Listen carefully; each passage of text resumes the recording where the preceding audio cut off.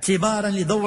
لدورها المحوري في المنظومة التربوية، علما أن الوزارة أطلقت الأسبوع المنصرم استطلاعات رأي موسعة عبر منصة التعليم عن بعد، وكذا عبر موقعها الرسمي، تهم التلاميذ والطلبة والأساتذة والأسر، حيث من المنتظر أن تمكن نتائج هذه الاستطلاعات من معرفة كيفية تعامل المتعلمين والمتعلمات وأولياء أمورهم وأساتذتهم مع هذا المستجد الذي تم خلاله تعويض التمدرس الحضوري بصفة مؤقتة. وستعمل الوزارة على التفاعل الإيجابي مع كل الملاحظات والاقتراحات المقدمة بهذا الخصوص، بما فيها طبعا تلك التي سنتوصل بها من مجلسكم الموقر. السيدات والسادة النواب المحترمون، أما فيما يخص الشق المتعلق باستكمال الموسم الدراسي الحالي وتنظيم الامتحانات، فقد عملت الوزارة في إطار مقاربة استباقية وتشاركية على إطلاق مشاورات موسعة مع كافة الجهات المعنية من أساتذة ومفتشين تنظيم الامتحانات الخاصة بها في شهر شتنبر المقبل، وذلك اعتبارا للأعداد المرتفعة للطلبة ولصعوبة تدبير تنقلهم واستفادتهم من الخدمات الاجتماعية الإيواء والإطعام في ظل ظروف حالة الطوارئ الصحية. كما ستمنح للطلبة إمكانية مناقشة بحوث نهاية الدراسة والأطروحات عن بعد، علاوة على الترخيص للطلبة الباحثين بالالتحاق بالمختبرات بعد رفع الحجر الصحي، ومع الحرص على احترام التدابير الوقائية والصحية اللازمة من أجل القيام بالتجارب العلمية اللازمة لمواصلة أو استكمال بحوثهم. واعتبارا للتواريخ الجديدة للامتحان الوطني الموحد للباكالوريا، فقد تم إرجاء تنظيم جميع مباريات ولوج مؤسسات التعليم العالي إلى ما بعد الإعلان عن نتائج نهائية لامتحان الباكالوريا. وبخصوص الطلبة المغاربة الذين يتابعون دراستهم في الخارج في إطار التعاون الدولي الثنائي بين المملكة المغربية وبعض الدول، والذين التحقوا ببلدهم خلال العطلة الدراسية ولم يتمكنوا من العودة إلى الدول التي يتابعون دراستهم بها نظرا للإجراءات الحجر الصحي، فقد عملت الوزارة على التنسيق مع وزارة الخارجية وسفارات الدول المعنية من أجل تنظيم الامتحانات النهائية لفائدتهم بالمغرب، مع اعتماد المماثلة بالنسبة للطلبة الأجانب الذين يتابعون دراستهم بالمغرب. أما بخصوص قطاع التكوين المهني، فسيتم تنزيل الإجراءات التالية: إجراء امتحانات تخرج في شهر شتنبر المقبل بالنسبة لأسلاك التقني والتقني المتخصص والتأهيل، وكما جرت العادة بالنسبة لسلكي التخصص والتأهيل سيتم تنظيم امتحان النهائي الخاص بهم في شهر نوفمبر المقبل، وذلك بعد إجراء التداريب الميدانية. الاقتصار بالنسبة للانتقال من السنة الأولى إلى السنة الثانية بالنسبة لجميع التخصصات على احتساب حصريا نقط فروض المراقبة المستمرة، وإعلان نتائج أواخر شهر يوليوز المقبل. كما تقرر إرجاء جميع مباريات ولوج المترشحين الجدد إلى مؤسسات التكوين المهني بالنسبة لمستويي التقني والتأهيل إلى غاية شهر شتنبر المقبل.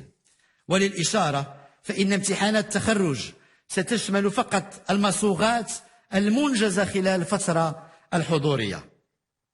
وحفاظا على صحة جميع المترشحات والمترشحين والأطر التربوية والإدارية والأطر المشرفة على تنظيم مختلف الامتحانات،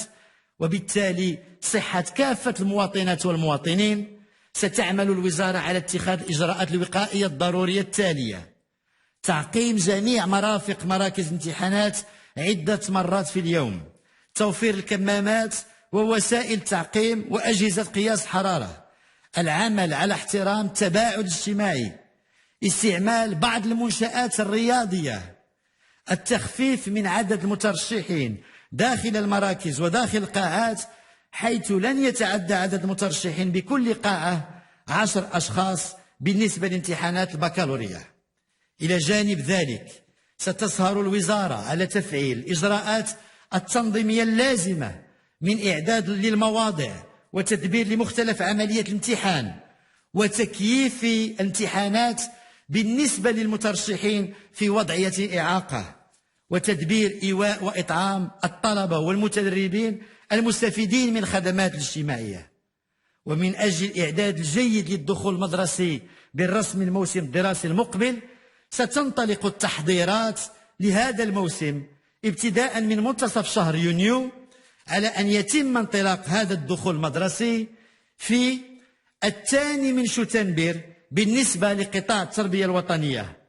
مع تخصيص شهر شتنبر المقبل للاستدراك والدعم التربوي، وذلك من أجل تقوية مكتسبات المتعلمات والمتعلمين وتمكينهم من مواصلة دراستهم في الموسم المقبل في أحسن الظروف. بالنسبة لقطاع التكوين المهني والتعليم العالي والبحث العلمي، سيتم الدخول الدراسي خلال شهر أكتوبر المقبل، علما أن الامتحانات ستنظم خلال شهر سبتمبر المقبل. وختاما أجدد التأكيد على أن الموسم الدراسي الحالي لا زال ساري المفعول، حيث أن عملية التعليم عن بعد لا زالت مستمرة، وذلك لتمكين التلاميذ والطلبة والمتدربين من اكتساب المعارف والكفايات التي ستمكنهم من متابعة دراستهم في السنة المقبلة بشكل عادي ووفق التدرج البيداغوجي اللازم، وكذا لتجنيبهم التعثرات الدراسية التي يمكن أن تصادفهم مستقبلا. وفي هذا الصدد ألتمس من الجميع التلاميذ والطلبة والمتدربين وكافة الأطر الإدارية والبيداغوجية والأسر وجميع الفعاليات المجتمع المزيد من التعبئة من أجل إنجاح جميع هذه المحطات، وذلك خدمة للمصلحة الفضلى لأبنائنا وبناتنا، كما أدعوهم إلى مواصلة الانخراط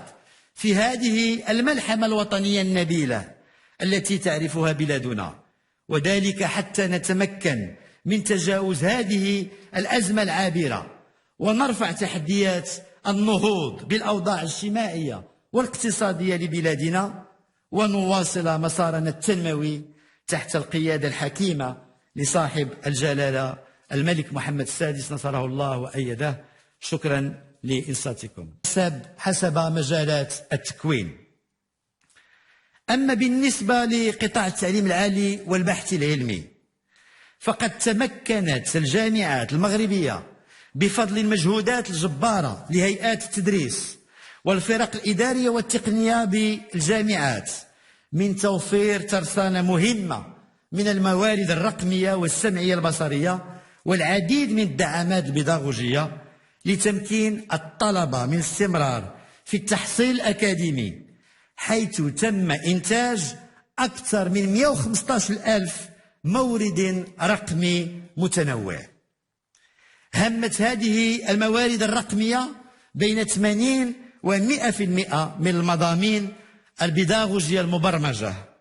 وقد تم وضعها على البوابات الإلكترونية